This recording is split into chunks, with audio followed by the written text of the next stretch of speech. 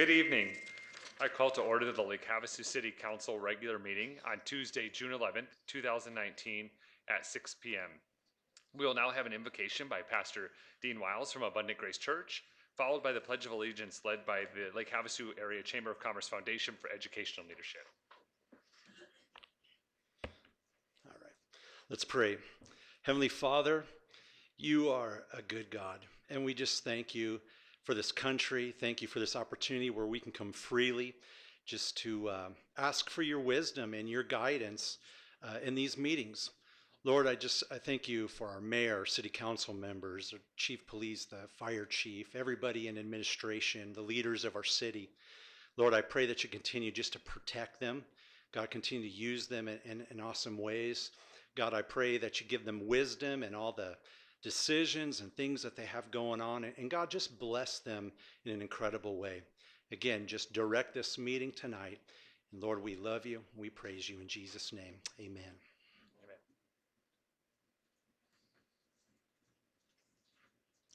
I pledge allegiance to the flag of the United States of America and to the republic for which it stands, one nation, under God, indivisible, with liberty and justice for all. Thank you. And Sarah, if you'd like to share a little bit about the foundation. Great, thank you. Good evening, Mayor Sheehy and members of the council. My name is Sarah Messmer. I'm a board member of the Lake Havasu Area Chamber Foundation for Education and Leadership, also known as CFEL or the Foundation. The foundation launched in 2015 and is a 501c3 not-for-profit extension of the Lake Havasu Area Chamber of Commerce. Leadership Lake Havasu is one of the programs offered by the foundation. And I'll talk a little bit about the Leadership Lake Havasu program now. It's a 9-month comprehensive leadership development program. Graduates emerge as potential community leaders and contribute to the betterment of Lake Havasu City. Leadership Lake Havasu, as we know it today, graduated its first class in 2000, and since then we've had over 350 community members graduate from the program. Leadership Lake Havasu participants must be Lake Havasu City residents. The cost for chamber members is $675 for the tuition per person and $900 for non-chamber members. And applications are available on the chamber's website and are due by July 31st. The other programs that the foundation offers are the Leadership Alumni Network, the Leadership Connect, Career Explorations, and the Apprenticeship Program. Thank you for the opportunity to share with you all tonight a little bit about the foundation. Good evening. Thank you. Thank you for being here. All right, the next item will be the roll call. Ms. Williams? Council members Cal Sheehy. Here. David Lane. Here. Jenny Koch. Here. Gordon Grote. Here. Michelle Lynn. Here. Donna McCoy. Jim Dolan. Here. Excellent. For those of you at home that might not have heard, we do have Councilmember Jim Dolan on the phone. It's just a little bit not very loud, but he is with us. All right, the next item on our agenda is the call to the public. This is the opportunity for citizens to address the City Council on any matter within the jurisdiction of the city. You have 3 minutes to do so. Since the item's not on the agenda, it's not a two-way conversation, so we'll listen intently and possibly give staff direction based on what your comments might be. There is a light indicator box up at the podium that will indicate the 3-minute time limit. Would anyone like to address the City Council at the call to the public? Seeing none, we'll close the call to the public. Moving on to item 6, which is our consent agenda. Would any of the council members like to remove any of the items on the consent agenda for further discussion?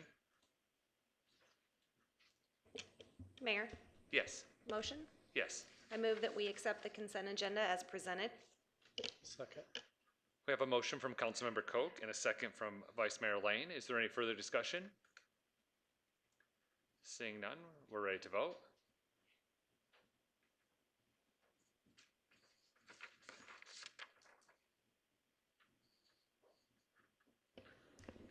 Councilmember Dolan, we're ready for your vote. Yes. Motion carries 6-0. Thank you. The next item on the agenda is number 7, correspondence, communications, petitions, announcements, and the city manager report.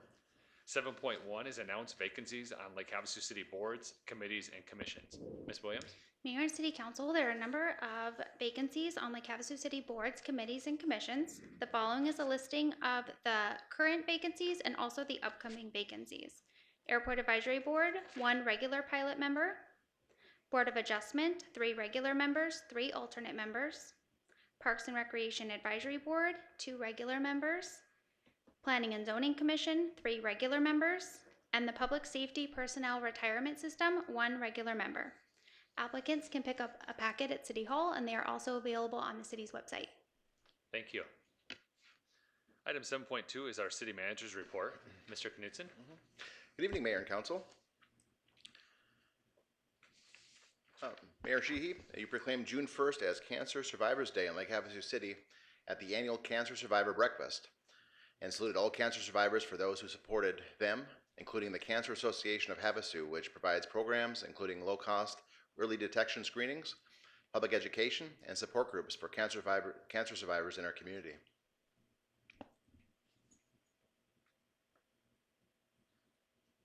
On this last Saturday, Lake Havasu City honored the Navajo Code Talkers for their heroic efforts during World War II. That morning's activities included presentations from relatives of the Code Talkers, proclamation from Mayor Sheehy, and a memorial walkway ribbon cutting. Many people filled the area under the bridge to honor the Navajo Code Talkers for what they did for our country during World War II. Thanks to them, our military communicated in a code that was never broken by the Japanese. I'd like to thank the Marine Corps Detachment 757 for the use of their pictures. On June 5th, the fire department received $2,000, a donation from the Havasu Regional Medical Center. The funds will be used to purchase protective equipment for active assailant events. We'd like to thank CEO Mike Patterson and his staff for their support. This donation was in addition to a recent active assailant grant awarded to the fire department by the Western Arizona Committee on EMS. The combined grant and donation will allow the fire department to better outfit our firefighters in order to respond to active threats. Thank you to the Havasu Regional Medical Center. Just today, I see Chief Toyle in the middle of the crowd. The police department hosted 42 high school students from the ASU Criminal Justice Camp. The participants learned about police operations, including the 911 Dispatch Center, the jail, and SWAT. The camp runs for a week, and students are exposed to all aspects of the criminal justice system.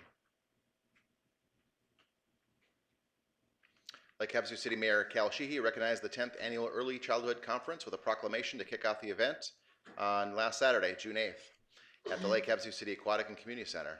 The conference was hosted by Early Childhood Education Association, Incorporated, which is a professional development program for preschool teachers and child care staff, funded by First Things First, La Paz, and Mojave Regional Partnership Council. Almost 24 early childhood professionals were recognized at the conference for receiving their Child Development Associate credential, which highlights the quality of care in preschool and child care and increasing the professional standards of those who work with young children.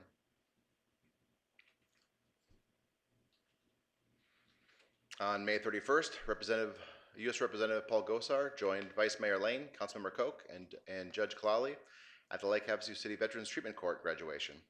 Earlier this year, Representative Gosar read into the permanent congressional record a statement highlighting the importance of our Veterans Court and the many contributions it's made to our community.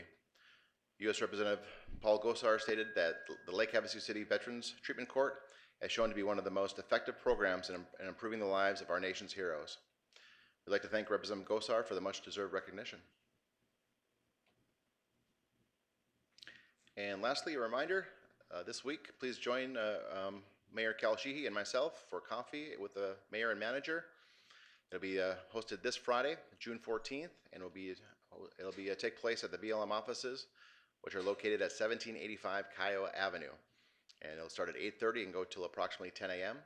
All residents are encouraged to attend and express any issues, concerns, or questions. The meeting does not require an RSVP, so please come and go at your convenience. Mayor and Council, that concludes my report. Excellent, thank you. Do any of the members of the council have any questions for Mr. Knudsen? All right, thank you.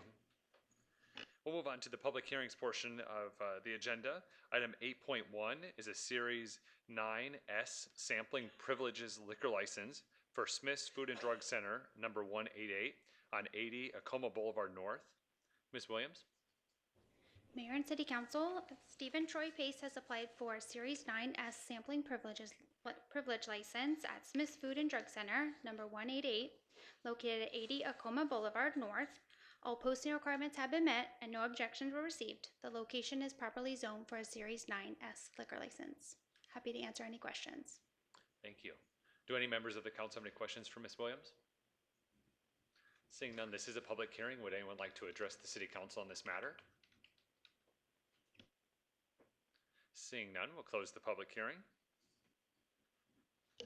Mr. Mayor, motion? Yes. I move to recommend that the Arizona Department of Liquor Licenses and Control approve a Series 09S Sampling Privileges Liquor License for Smith's Food and Drug Center, number 188, 80 Acoma Boulevard North. Second. We have a motion from Vice Mayor Lane and a second from Councilmember Lynn. Is there any further discussion? Seeing none, we're ready to vote.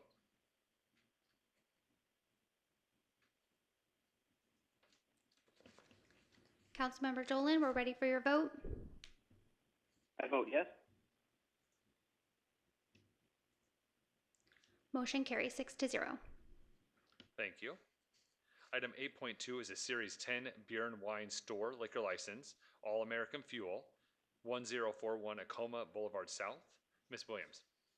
Mayor and City Council, Donald Dwayne Bradley has applied for a Series 10 Beer and Wine Store liquor license for All American Fuel located at 1041 Acoma Boulevard South. All posting requirements have been met, all fees have been paid, and no objections were received. The location is properly zoned for a Series 10 liquor license. Thank you.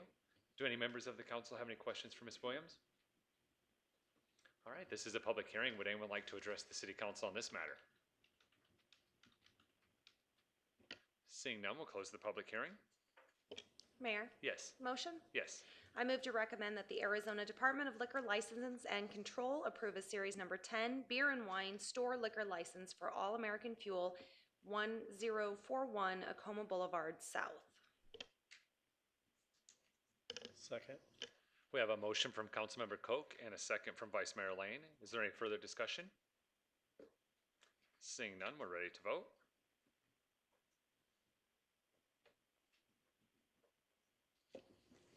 Councilmember Dolan, we're ready for your vote. I vote yes.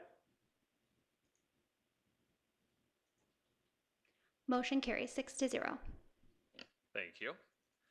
Item 8.3 is a Series 10 Beer and Wine Store Liquor License, The Gas Dock, 281 Lake Havasu Avenue South. Ms. Williams? Mayor and City Council, Donald Dwayne Bradley has applied for a Series 10 Beer and Wine Store liquor license for The Gas Dock, located at 281 Lake Havasu Avenue South. All posting requirements have been met, all fees have been paid, and no objections were received. The location is properly zoned for a Series 10 liquor license. Happy to answer any questions. Thank you. Are there any questions of Ms. Williams? All right, this again is a public hearing. Would anyone like to address the city council on this matter? Seeing none, we'll close the public hearing. Mr. Mayor, motion? Yes. I move to recommend that the Arizona Department of Liquor Licenses and Control approve a Series number 10 Beer and Wine Store Liquor License for the Gas Dock, 281 Lake Havasu Avenue South. Second. We have a motion from Vice Mayor Lane and a second from Councilmember Koch. Is there any further discussion? Seeing none, we're ready to vote.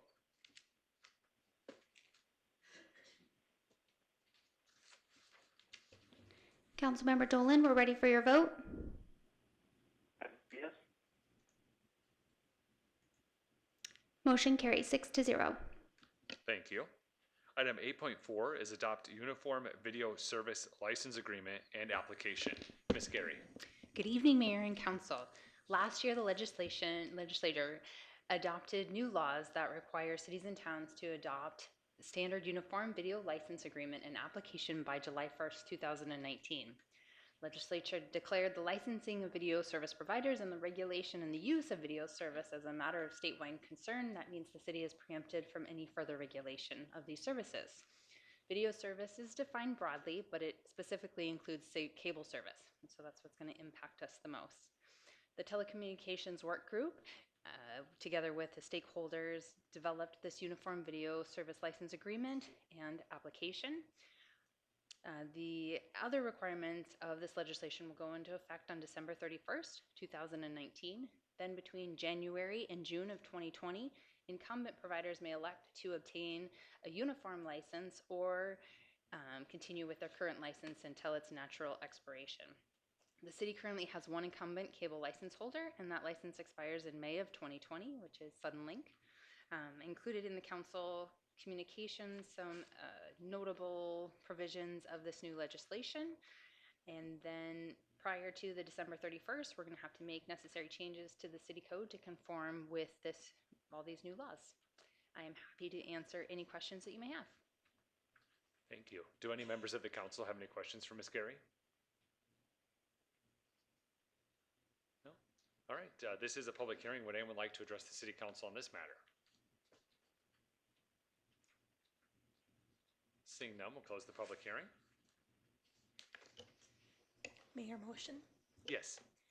I move to adopt the Uniform Video Service License Agreement and Application. Second. We have a motion from Councilmember Lynn and a second from Vice Mayor Lane. Is there any further discussion? Seeing none, we're ready to vote. Councilmember Dolan, we're ready for your vote. I vote yes. Motion carries 6-0. Thank you. The next item is item 8.5, adopt resolution number 19-3309, adopting the 5-year capital improvement plan, or CIP, for fiscal years 2020 through 24. Ms. Olson? Thank you, Mayor. Tonight, we are bringing forward to you the actual adoption of the capital improvement plan. I want to start out by thanking staff. Not only does the finance staff, of course, work on this, but also all the staff and all the different departments put in hours and hours of work that actually turns into the information that you receive. So I want to thank all of them. They did a great job, and especially thank Cassandra and my department for putting it all together into a coherent document. So with that, we'll first start talking about the capital improvement plan. There have been no changes since your April 25th CIP work session, and the 5-year plan equals about $89.7 million, and the cumulative total for the 5 years is $21.4 million. Included in this CIP are the funded, or I should say fully funded, projects. Any unfunded projects are not included in this, so you can consider it fully funded with the information that you have before you. This is just a summary. It takes all those pages in the book, and we just summarized it by project area. So you can see that the total CIP project total is $21.4 million. And you can see the various categories there. And with that, with no changes, I'll be happy to answer any questions.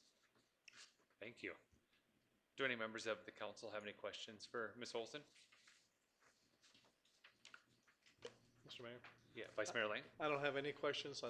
You've answered all my questions over the last 5 months so that we've been dealing with this.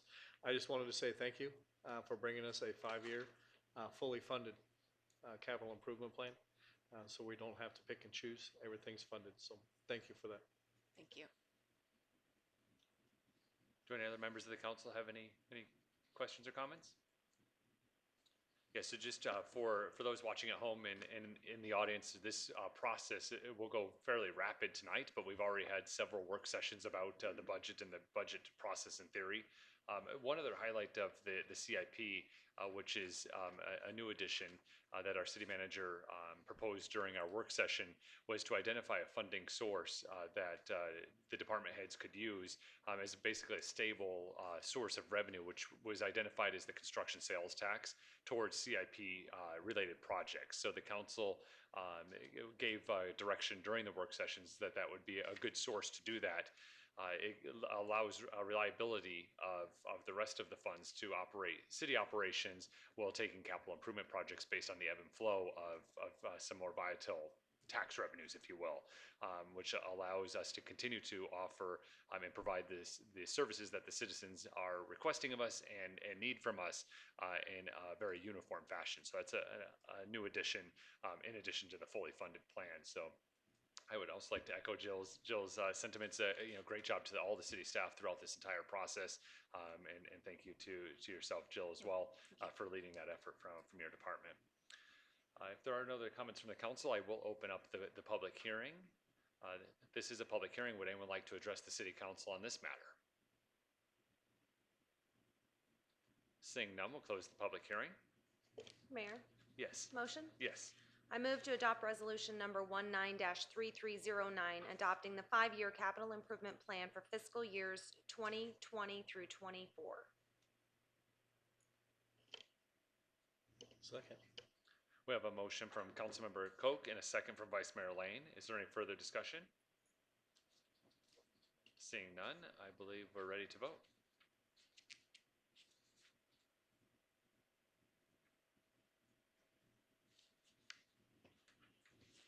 Councilmember Dolan, we're ready for your vote.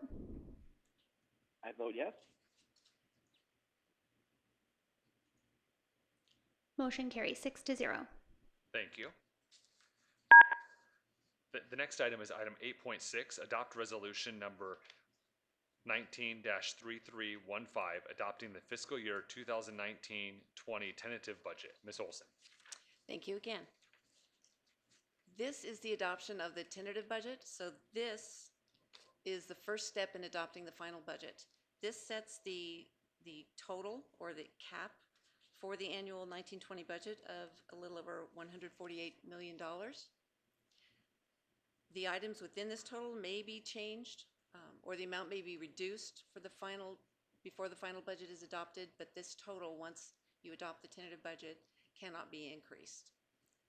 One addition since the May 16th work session, with the results of the RFP process, we added $50,000 for public defender costs, so that has been added to the court budget, so the budget will show $50,000 higher than what it did during that work session. There was another $49,000 and odd dollars, $49,081, that was moved between cost centers, but it had a net zero effect on the total. It was just putting the numbers in the right departments and areas. This is just a reflection of the entire budget, the percentage that is spent on the various areas and departments. Utilities, of course, water and sewer, are enterprise funds, and they are 49% of the total budget.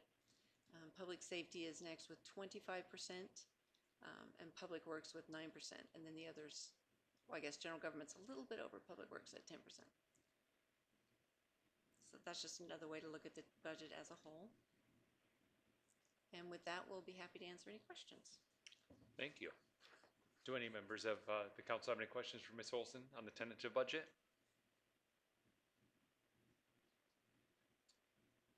All right, this is a public hearing. Would anyone like to address the city council on this matter?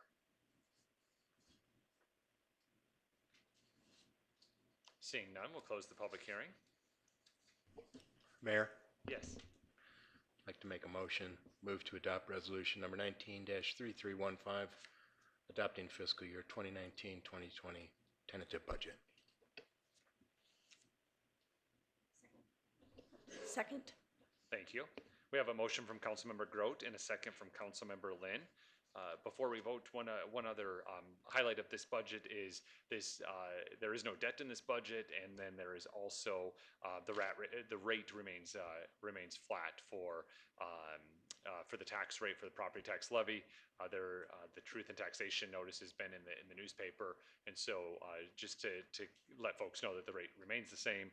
There is a small adjustment based on assessed value, but the rate remains the same, and that is now the same for multiple years. So just a couple of additional highlights for the taxpayers that may be watching today. All right, we have a motion and a second. Does anyone have any further comments? Seeing none, we're ready to vote.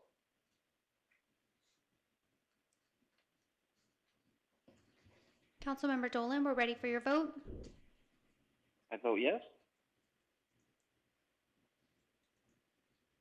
Motion carries 6-0. Thank you.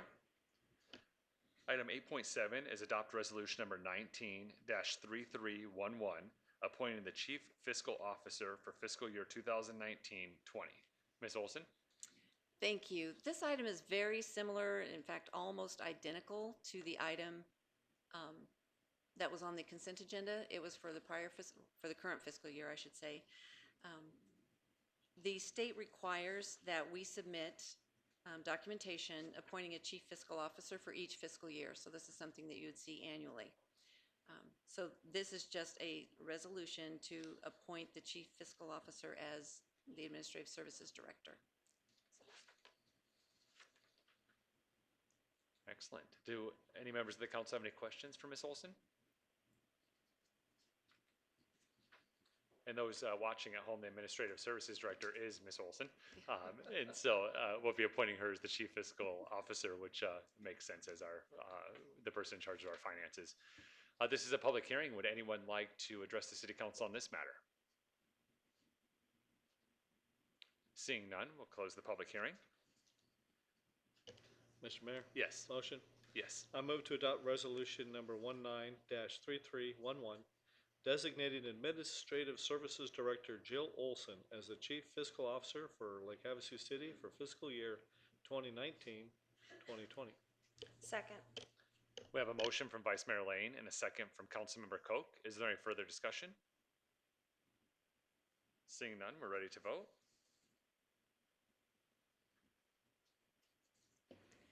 Councilmember Dolan, we're ready for your vote.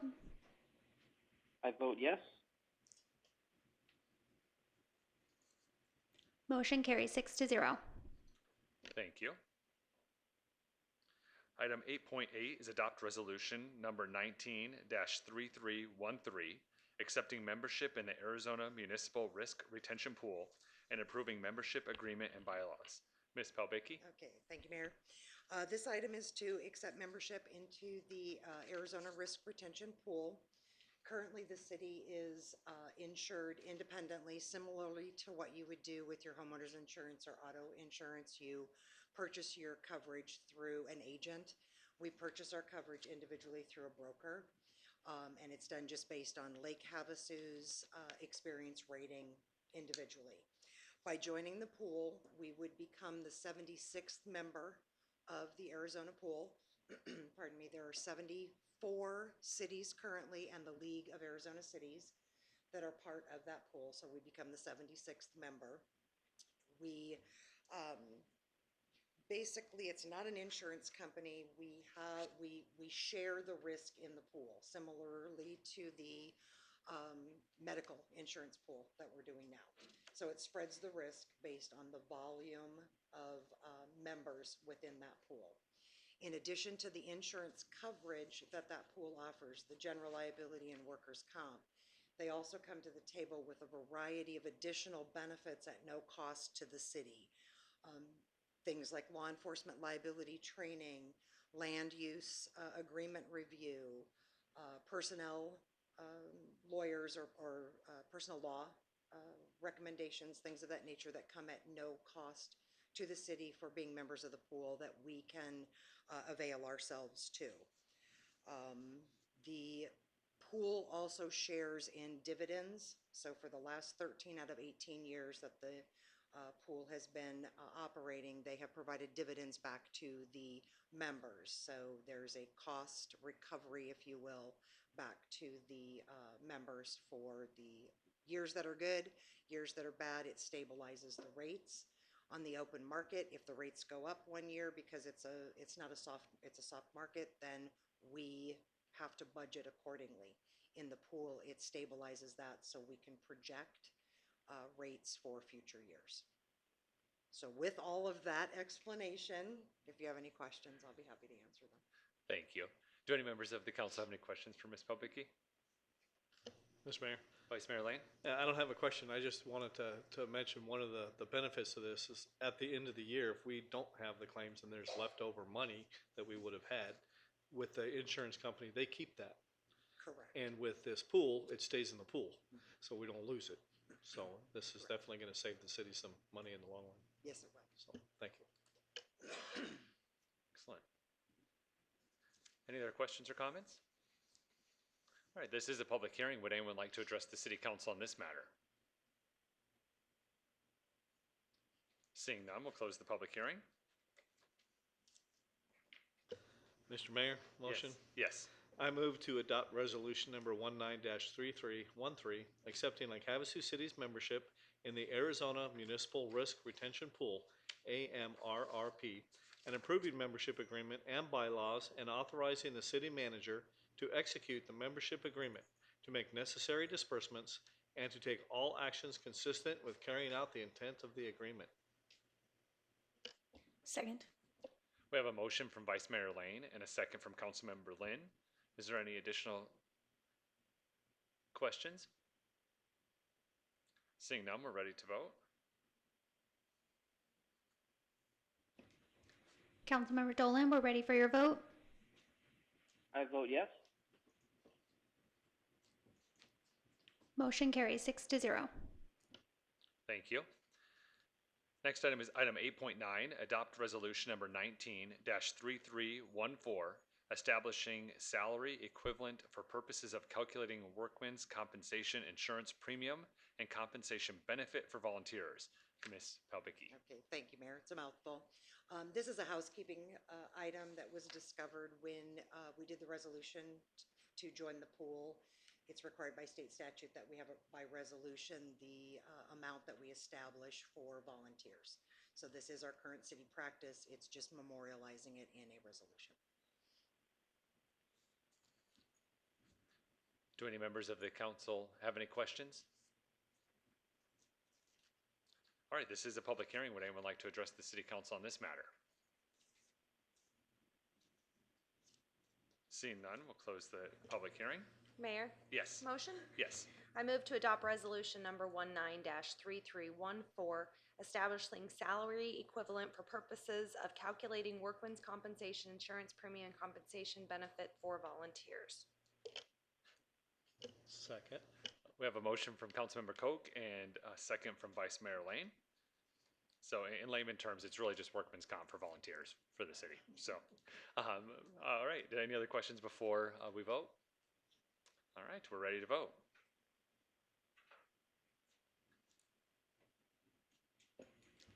Councilmember Dolan, we're ready for your vote.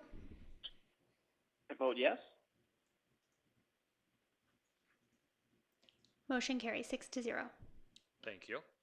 Item 8.10 is award professional services agreement for public defender services to Whitney & Whitney. Mr. Knutson. Mayor and City Council, I'm just going to interject before Mr. Knutson starts his explanation. Earlier today, you were sent a revised Exhibit A. That was the result of some last-minute negotiations or renegotiations that occurred with the parties due to a misunderstanding. As stated in the email, what was provided in the initial Exhibit A was $308 per case. There was some discussion about wanting differing values for vet court cases compared to regular cases, and instead of reopening the door and having to renegotiate completely different price scales, we went instead with $346 per case, and this is only once it passes the 650 limit case load, and that mathematically actually works out a little bit better because it takes the 225,000 divided by the 650 case cap, and that actually equates out to 346. So that's what we're actually presenting that exhibit today for the agreement. Thank you. Thank you, Mayor. Thank you, Ms. Gary, for the explanation there. So this is a contract that was a one-year contract that's set to expire at the end of this month. This is a contract for public defender services. The city itself, we're legally obligated through state statute to provide defense services for indigent defendants, and this is part of that process. The city submitted an RFP, a request for proposals. So we solicited proposals from the from the private sector to provide this service for the city. That RFP went out in April of this year, and within about 6 weeks, we received 2 proposals for this service. There was a committee that was established that included Ron Gillio, who is the chief legal defender at Mojave County. It included Judge Clawley, Jennifer Harold, who's the court supervisor, and myself. The proposals were scored and evaluated, and based on those scores and evaluations, the committee has selected Whitney and Whitney, PLLC, to be in a best position to do business with the Lake Havasu City and with our court. The contract you have before you is a 5-year contract. It's for $225,000 per year. As Ms. Gary indicated, that breakdown is $346 per case. So some of the cases that go before the court take a matter of hours to complete or minutes to complete, and some cases take a very, very long time, including the cases that are before the Veterans Treatment Court. So those cases extend much further. We identified the $346 per case as a average or some middle ground there, so we're able to identify that cost for any case that goes before Whitney and Whitney in this particular case. With that, I can answer any questions that you may have. Judge Clawley is here. Brian Whitney from Whitney and Whitney is in the audience and here to answer any questions you may or may not have. Great, thank you. Do any members of the council have any questions for Mr. Knutson? Mr. Knutson, could you just talk a little bit about, so the contract is $225,000 for up to 650 cases, just kind of where we're at on an annualized case basis. How many cases are we generally handling a year through this contract? Sure. Thank you, Mayor Sheehy. We've done, based on historical trends and some projections that were done prior to the RFP being issued by the city, we identified that we expect to be about 650 to 700 cases per year, and about 50 of those cases will be conflicted out. So we fully expect Whitney and Whitney to handle 650 cases this year. That nuance with the additional cases identified with that hourly or per case rate would then put the city in position to be able to handle those caseloads if we go above that 650 case limit. Thank you. And also thank you for taking the lead on putting together a committee and a process and how we can take a look at these types of contracts. I appreciate it. Thank you. Do any members of the council have any comments, questions before I open up the public hearing? All right, this is a public hearing. Would anyone like to address the city council on this matter? You can just state your name for the clerk. Charles Yeager, Lake Havasu City. In case any of you don't know, I'm the city prosecutor, but I'm here as a private citizen tonight. Wanted to talk to you a little bit. I'd take a few minutes to talk to you about this contract. I've been following the contract for approximately 7 years, and as an observer of the contract, wanting to make sure all of our attorneys in the community get a fair stake, a fair shot at having an opportunity to bid on the indigent service contract. One of the things I look at is whether the city is getting their best bang for the buck. We have a larger volume cases, and we want to make sure those cases are handled efficiently. And then also the process is fair. The process for offering this sort of contract is fair. In summary, there was a discussion last year, if you remember, regarding perhaps implementing a new process to see if we can make this a little bit smoother, streamline it a little bit better, establish a committee. Looking at my notes from the September 11th meeting, the tone suggested at the time that there really wasn't much of a desire to change the status quo at the time. And that's the perception I think that's out there in the community. Last year, we had about 4 people bid on this contract. This year, we've only had 2. The other bid was by a sole practitioner, and the bid was $100,000 less than what you're going to vote on for tonight. So I think the taxpayers need to understand that there were only 2 bids, and why were there 2 bids, and why was $100,000 less. You're going to pay $225,000 for this particular contract. But there were some things said on September 11th that I just kind of wanted to go over. The judge had said that a committee would have made the same decision he made last year regarding Whitney and Whitney. They claimed that they could lose grant money if another firm was involved in the Veterans Treatment Court. That additional staff member would be necessary for rotation, was implemented, and that there was a law in effect, and what he meant was Joe U. Smith. It's a Arizona Supreme Court case from 1984. It's a 35-year-old case. And I can't really get into the details of the case, but I think one of the reasons you're not going to get a lot of people interested in this contract is your request for proposal cites that case. And the Joe U. Smith case talks about, actually it happened here in Mojave County, borrowing some national legal aid and defender guidelines regarding contract negotiation for indigent defense services. And it found there was a systematic ineffectiveness in the way Mojave County dealt with contracts back in the early 80s. But we put, we didn't put this, the court put this in there, the Joe U. Smith case, and says the maximum misdemeanor caseload is per attorney is $300. Now, if you look at that, and the projected number of cases in this document is a discouragement to all your solo practitioners from wanting to enter into a contract, because if you're telling them, look, we only think you should be able to do a maximum number of cases of 300, you're basically telling a lot of the solo guys, well, look, their projection's 700, I guess I'm not going to be able to do this. That's why the discussion is perhaps you should offer more attorneys to be involved in this process, split the baby, so to speak, have a few public defenders appointed so that you can give other people a more fair opportunity. We're a rural community, so you have to understand. What I want to point out to you, and I know I'm getting down to a minute, is Anthony Mullen is the appointed public defender in Bullhead City. Bullhead City pays them $191 a case. Anthony Mullen is going to be at about 675 cases this fiscal year. They have two people. Anthony Mullen's contracted to handle 6. The other one is contracted to handle 300. Her name is Dolores McKee. And each of these persons are going to be at 1,025. So if you take that case and say 3, both of these people are solo practitioners.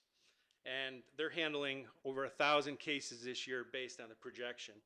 Also, Bullhead City is going to pay a total of about $195,775 for over 300 more cases. And they're going to have less conflicts, because if you only have one guy involved, you're going to have more conflicts. And the conflicts keep on going up, the cases going up. Can I just finish this, yes. Mayor? So 346.16, I'm not saying 191 is a number, that's a low number, but it's something to look at. These are all things that need to be looked at and the public needs to be aware of. Why are we paying so much money? The other issue I want to say is the RFP says the compensation will be negotiated. Look, my office, by the way, up until yesterday, we had worked 1,690 criminal cases. Everybody in this city is sacrificing. Police, fire, we've got a compaction issue, we've got a lot of holes to fill, and these guys are going to get a $50,000 raise. They started at 60, after 5 years they were at 125, they went up to 175, and now you're going to 225. And we've got all these people working in this organization who, some of them have been spinning their tires for a while on step 10. They're not getting raises. Now we're going to work on that, but we're all sacrificing here. And it's insulting for some city employees that we're looking at some of these professional service guys that are actually getting immediate gratification, and we're going to be waiting a couple years. Just FYI, I haven't had a raise in over 2 years, but I'd rather see police and fire get addressed. My assistant, Chris Reinfeld, we have 2 prosecutors. She hasn't got a raise in about 2 years either, and we don't know when we're going to get a raise. But again, I'd rather see support staff, police and fire, our public safety get addressed. So my point being, and I'm going to wrap it up, Mayor, is that, I think the public needs to look at this thing, how much money we're spending, and internally how we're treating our people compared to externally. And so I just want to close with, I want to say public safety, they're down about 10 officers, but they're doing a phenomenal job. And what they're doing for my office and our staff in the city is doing a phenomenal job. And we're going to keep on working. Even if we don't realize any pay increases on my end in the next few years. But right now, I've got a clear example of a city doing it for less and doing more cases than the 300 that this the court is telling you that they want to cap it at. If you're going to cap it at 300, might want to investigate and see how realistic that is, and ask some other people around. Appreciate it. Thank you. Would anyone else like to address the city council on this matter?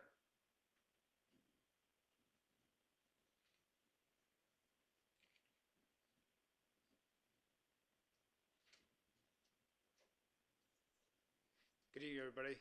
My name is Brian Whitney. I'm the owner, one of the attorneys at Whitney & Whitney. Michael Wozniak is here with my office, Jake Baldridge. There's 6 attorneys in our office. We have 6 staff members. We have an office here in Lake Havasu City that I mainly operate out of. We also have an office up in Kingman. We've been doing the contract now for quite some time, going back to, as Mr. Yeager described, that first year where the contract was paid at approximately $60,000 per year. That first year we did about 125 cases, so you can see over time the way that the caseload has shifted, the way that the number of people who require indigent defense has shifted. A lot of that's due to rule changes that have taken place through the Supreme Court that dictate how people are appointed counsel and when they have to be appointed counsel. One of those big switches came when, if a bond is set and someone's going to remain in custody, they have to be appointed counsel at this point in time. That wasn't always the case. I wanted to address one of the things Mr. Yeager said about Bullhead City. I've practiced in that court before, and one of the reasons that that court is able to do what they do is that when you go to court there, the only person in the courtroom is the judge and the person who's been accused of the crime. The prosecutor doesn't participate in the hearing that takes place. They're not there. They waive their presence. They stay in their office. There's no representative from the state there. The defense attorney who's been appointed to represent their client isn't there either. So you're talking about a situation where you have a person who's been appointed counsel and they're standing there in a room by themselves, even though they have a lawyer, in front of the judge dealing with it on their own. There are statements that are sent in from either side if they choose in writing, but you're talking about a lesser level of representation, a lesser level of involvement from both the state and the defense. And you're talking about, putting a person in a situation where they're seemingly unrepresented in a courtroom, and really at a disadvantage, even though each side is allowed to give input in writing to the court. So I think that may account for some of the disparity in cost. I'd also call your attention to the Mojave County system, which actually pays $400 per misdemeanor case.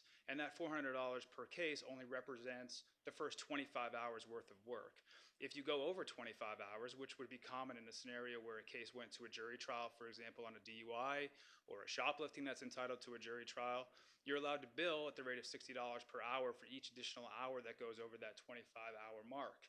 And that would also then include potentially handling an appeal or something like that, where very quickly you can get into an area of having 40, 50, even 60 hours on a case, even at the misdemeanor level. In my practice, I can think of an example recently here on a DUI case. We spent a full day in court trying a case to a hung jury, all the trial preparation that goes into that, witness interviews, and then later on, we had to try it again and do it all again. I mean, that was a case that I probably invested 50 to 60 hours in. And so one of the things that the city manager talked about was the disparity in time on certain types of cases. You can compare that to a case that maybe resolves quickly with less preparation, without a trial, meeting with a client, going through their options, and then resolving through a plea. That may take several hours worth of time compared to all the time I just described. I think that one of the things that was talked about at the prior council meeting and now again today is this idea that there's some reason to give, I guess, everybody a fair shot at participating in the workload. And, I think of an example of if you have a service provider who's doing a good job at a service that you need. I have a pool. I have a pool guy who comes every week. I've had him for the last 5 years. He's fantastic. He comes every time on the same day. He leaves a little note that says that he's completed the work, and he leaves 4 dog biscuits for my dogs. I only used him for the last 5 years. So why would I go out and look to somebody else to provide those services that I'm happy with, that I'm getting at a fair cost? I know what I'm getting and what I can expect from this person. Why would I go out and say, well, you know what, that's not really fair? I'm not giving business to these other pool guys in Lake Havasu City. I ought to see if I can have one guy come one week, another guy come another week, and maybe I won't get the same level of service. Maybe there'll be a disparity in cost, but I want to be fair to all the pool maintenance men in Lake Havasu City. That isn't how you evaluate services.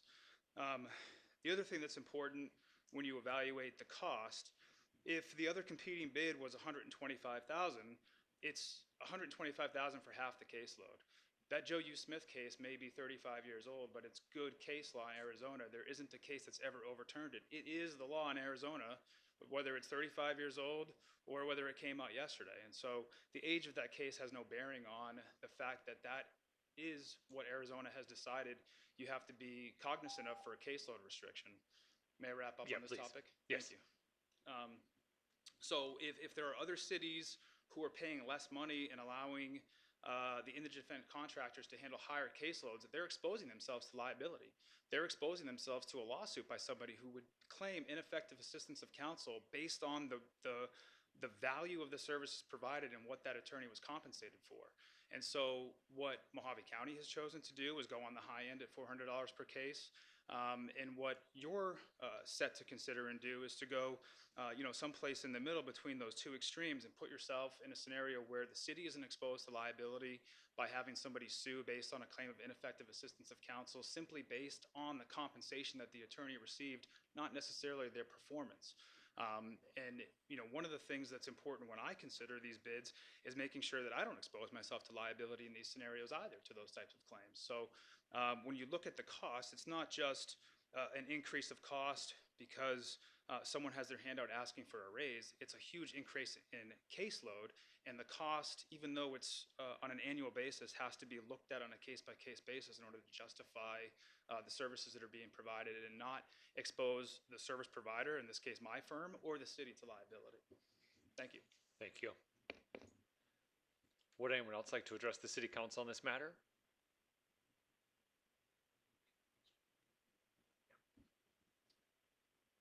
Seeing none, we'll close the public hearing.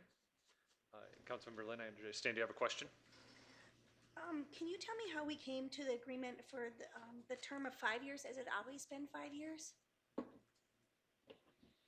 Mayor Sheehy, Councilmember Lynn, that is something that we can take a look at. The 5-year contract was something that we talked about at last year's meetings, and it also provides the ability for an early termination if the city so chooses.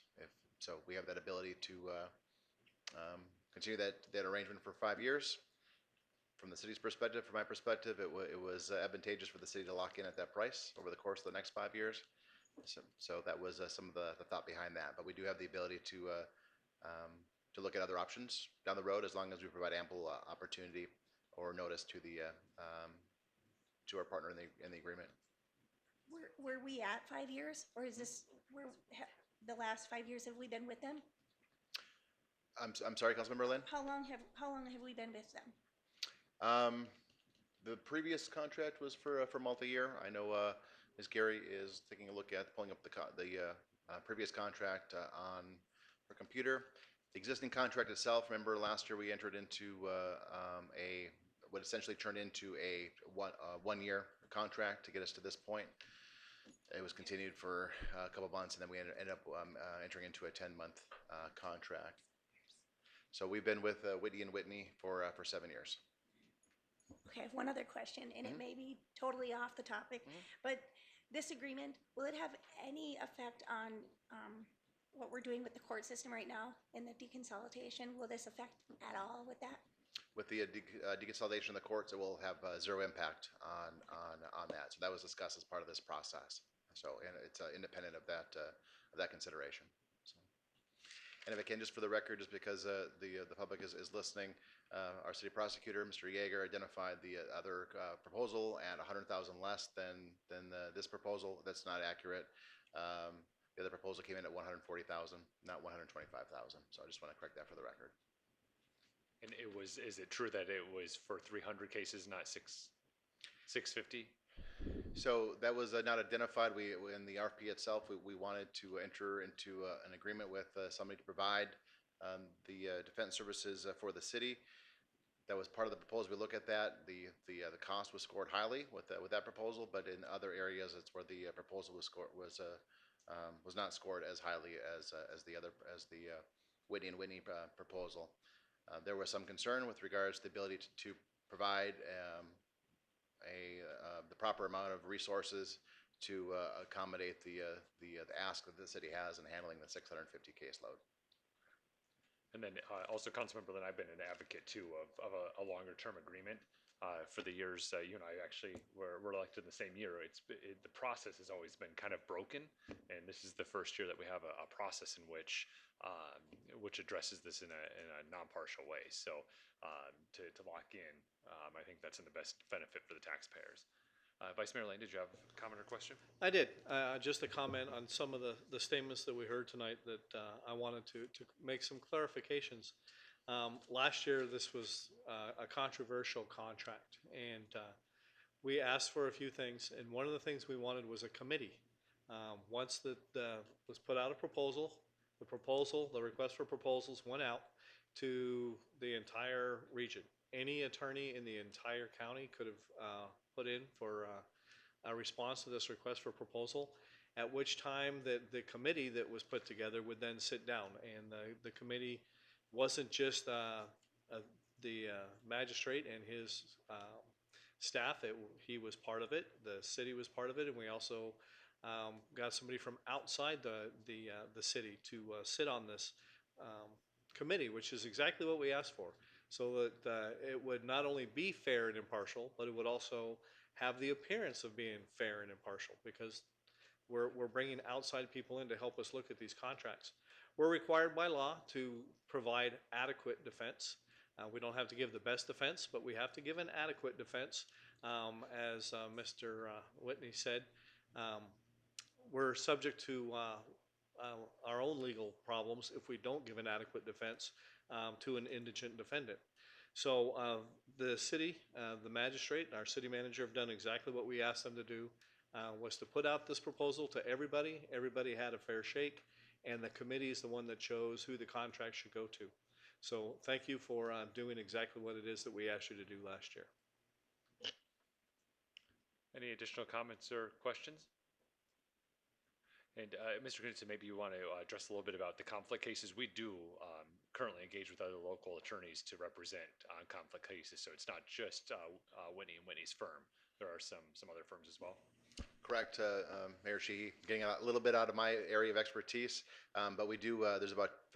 We projected about 50 cases that would be conflicted out. So any conflicts that occur within a case that our contracted legal defense provider is able to provide, then we have the ability to contract with other attorneys to provide services for those instances. And again, we expect about 50 of those in this upcoming fiscal year. Great, thank you. All right, at this time we've closed the public hearing. I'd entertain a motion. Mr. Mayor, motion? Yes. I move to award the professional services agreement for public defender services to Whitney and Whitney PLLC. Second. We have a motion from Vice Mayor Lane and a second from Councilmember Koch. Is there any further discussion? We're ready to vote. Councilmember Dolan, we're ready for your vote. I vote yes.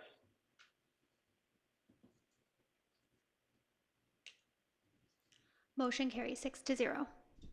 Thank you. Item 8.11 is award bid for the island treatment plant screenings, compactor, and shaftless screw conveyor equipment replacement. Mr. Clark. Thank you, Mayor and Council.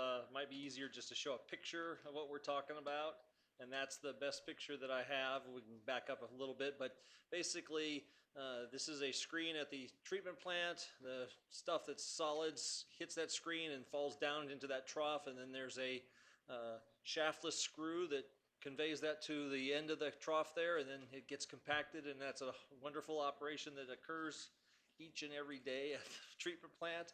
The item before you is a award of bid, or we're recommending award to the second bidder. Happens to be the lowest responsive bid. The other bidder wasn't able to provide the equipment in a timely fashion that we had requested in our original bid, so that's why we felt rejecting that was appropriate.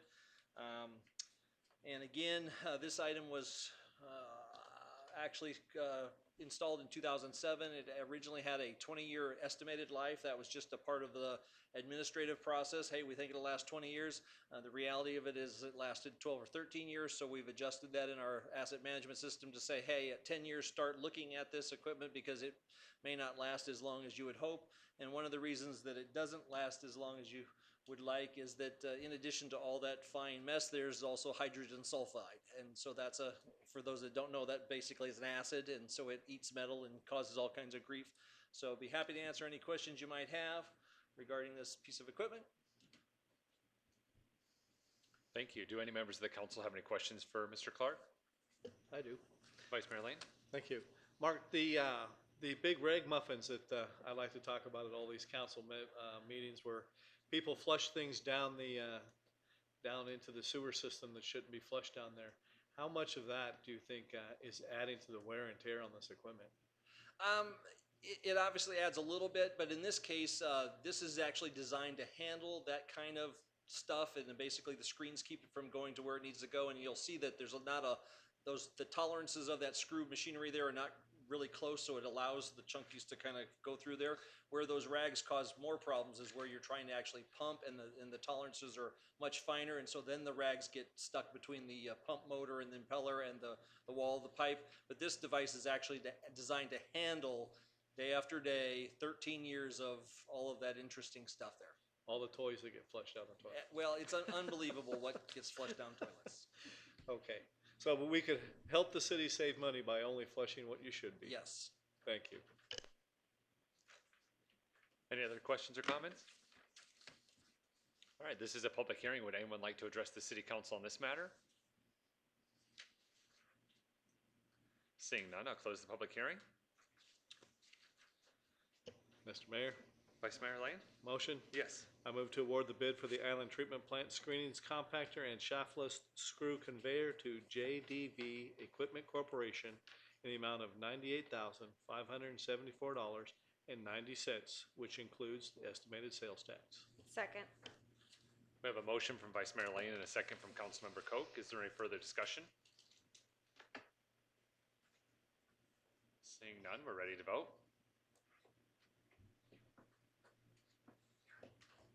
Councilmember Dolan, we're ready for your vote. Vote yes.